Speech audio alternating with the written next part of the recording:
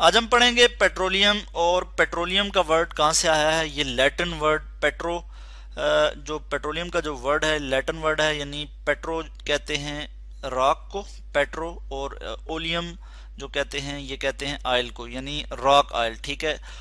ये ज़मीन के नीचे पाया जाता है, यानी ज़मीन की जो लेयर्स हैं उनके नीचे जो है ये पाया जाता है। तो पेट्रोलियम जो है ये जो रॉक ऑयल जिसे हम कहते हैं, यानी पेट्रोलियम, ये ज़मीन के नीचे किस तरह से पाया जाता है। तो इसके लिए मैं आपको बताऊं कि जो ये ख्याल किया जाता है कि हज़ारों साल पहले जो प्लांट्स और एनिमल के जो डेड रिमेन्स थे, यानी जो ऑर्गेनिक मैटर है, प्लांट्स और एनिमल्स, प्लांट्स एंड एनिमल्स और इनके जो डेड रिमेन्स थे वो ज़मीन के नीचे चले गए। ठीक है जी, डेड रिमेन्स। और उसके बाद क्या हुआ, उनका केमिकल और बायोकेमिकल डिकम्पोजिशन हुई। उनकी केमिकल और बायोकेमिकल डिकम्पोजिशन किस तरह हुई कि जो बैक्टीरिया थे, बैक्टीरिया ने जो है उनको डिकम्पोज किया।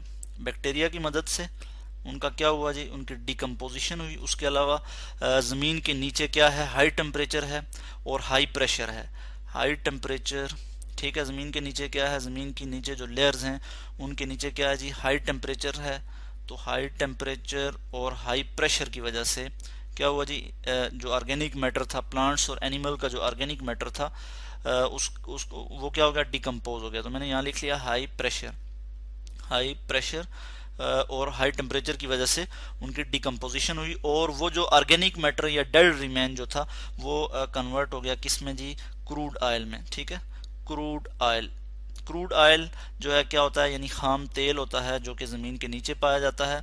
ठीक है, और इससे हम इसकी डिफरेंट फ्रैक्शंस हम जो है वो इसकी अलग करते हैं। यानी जब हम इसको एक्सट्रैक्ट करते हैं रॉक से, तो हम किस फॉर्म में एक्सट्रैक्ट करते हैं इसे, इसे क्रूड ऑयल की फॉर्म में इसको हम एक्सट्रैक्ट करते हैं। और क्रूड ऑयल जो है ये किस तरह का होता है, ये ब्लैकिश इन कलर होता है। इसका कलर कैसा होता है जी, blackish in colour, blackish in colour. और इसको फिर हम क्या करते हैं, क्रूड ऑयल को, क्रूड ऑयल की हम रिफाइनिंग करते हैं, इसको हम रिफाइन करते हैं। ठीक है, क्रूड ऑयल को हम क्या करते हैं, रिफाइन। और कहाँ पे रिफाइन करते हैं हम इसे, इसको हम रिफाइनरीज में रिफाइन करते हैं, रिफाइनरीज। ठीक है, और रिफाइनरीज में किस तरह से रिफाइन करते हैं कि इसकी जो, इसमें चूंकि बहुत सी फ्रैक्शंस होती हैं, उन फ्रैक्शंस को हम सेपरेट करते हैं। और किस तरह से उन फ्रैक्शंस को हम सेपरेट करते हैं कि हम इसकी फ्रैक्शनल डिस्टिलेशन करते हैं। हम इसकी फ्रैक्शनल फ्रैक्शनल डिस्टिलेशन।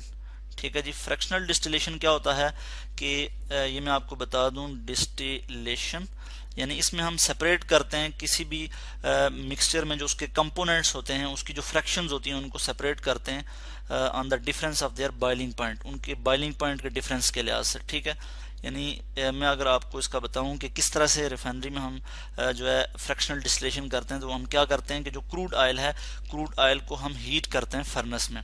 और हम किस तरह से हीट करते हैं इसके मतलब हम यहाँ पे एक डायग्राम देख लेंगे और उसमें से समझने की कोशिश करेंगे कि हम किस तरह से जो है वो फ्रैक्शनल डिस्टिलेशन करते हैं क्रूड ऑयल की। तो ये आप डायग्राम जो है वो देख सकते हैं। ये जो है क्रूड ऑयल जो है यहाँ से इसकी सप्लाई यहाँ से हो रही है, और यहाँ पे क्या है, कोई हीटर यानी यहाँ पे फर्नेस है। ठीक है, जहाँ से हम हीट कर रहे हैं। और उसके बाद ये जो इसकी क्रूड ऑयल की जो फ्रैक्शंस हैं, ठीक है, क्रूड ऑयल जिनसे मिलके बना हुआ है, क्योंकि क्रूड ऑयल हमने कहा कि एक मिक्सचर है, तो इसके जो कंपोनेंट्स हैं, ये जो मिक्सचर है, तो इनको हम सेपरेट करते हैं बाय फ्रैक्शनल डिस्टिलेशन। और इसमें जब हम इनको हीट करते हैं तो डिफरेंट फ्रैक्शंस जो है वो बॉइलिंग पॉइंट के डिफरेंस के लिहाज से जो है वो सेपरेट हो जाती हैं। जैसे मैं यहाँ पे आपको बताऊं कि रिफाइनरी गैस जो है 20 डिग्री सेंटीग्रेड पे जो है वो गैस यहाँ से जो है वो अलग हो जाएगी। क्रूड ऑयल के मिक्सचर में चूंकि वो गैस भी है तो वो यहाँ से निकल जाएगी।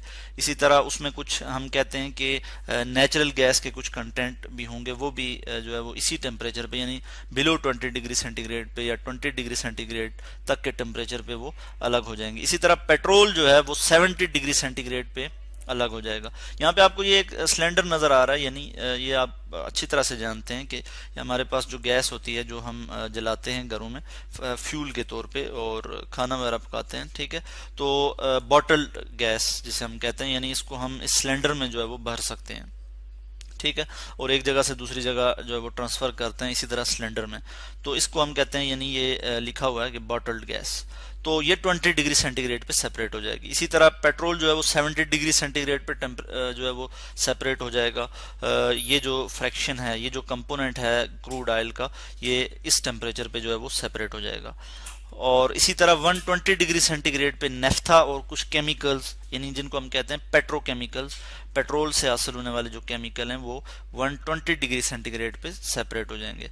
इसी तरह जो है वो केरोसिन जो है वो 170 डिग्री सेंटीग्रेड पे जो है वो सेपरेट हो जाएगा, जिसको हम यूज़ करते हैं जेट फ्यूल के तौर पे, हीट करने के लिए, लाइटनिंग के लिए जो है हम केरोसिन को यूज़ करते हैं। ठीक है, ये जो है आपको एरोप्लेन की पिक्चर नज़र आ रही है, यानी इसमें हम यूज़ करते हैं। उसके बाद डीजल जो है ये 270 डिग्री सेंटीग्रेड पे जो है वो सेपरेट होगा, यानी 270 डिग्री सेंटीग्रेड जब टेम्परेचर होगा तो उस पर जो है वो डीजल हम जो है वो सेपरेट कर लेंगे।